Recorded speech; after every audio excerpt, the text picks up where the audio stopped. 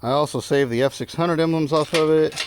And then last but not least, I saved the ignition with the original key and the original door key with the door lock right here.